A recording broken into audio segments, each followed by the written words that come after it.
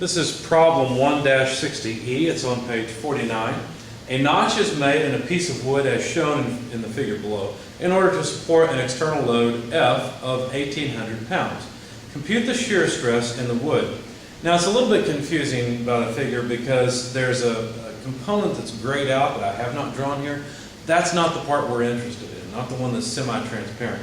We're interested in the wood, which is on the left-hand side of the figure. Now I've drawn the wooden notch here, but I've drawn it so that I can really hone in on or concentrate on the shear area, because this is a shear type problem. Notice the force being applied is in the same direction as the area, or if you look at it, the normal to the area is perpendicular to the force applied. So we know that this is a shear load. Now I've drawn the notch itself and the rest of the wood in a dashed line so that we can really concentrate on the area that is being stressed, that is experiencing the shear stress. So there's shear stress along this entire face, and we're assuming that it's equally distributed.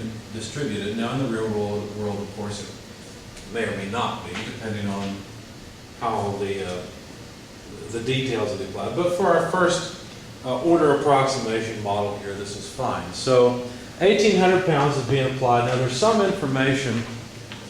Let me make a note here. This is the area that's being sheared. There's some information given, that is that the height of this thing is, or this area is 3 inches, and the width of the block is 3.5 inches.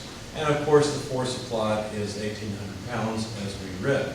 This is a pretty straightforward problem. To calculate the shear area, we take 3 by 3.5. Each one of these are inches, so I didn't bother writing it down. That's just 10.5 square inches of shear area. Now the shear itself is simply the force applied divided by the shear area.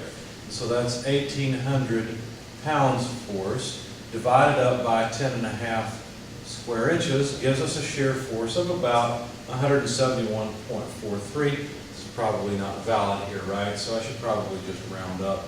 About 172 psi of shear stress in this area. So each square inch is taking 172 pounds and has to support that load.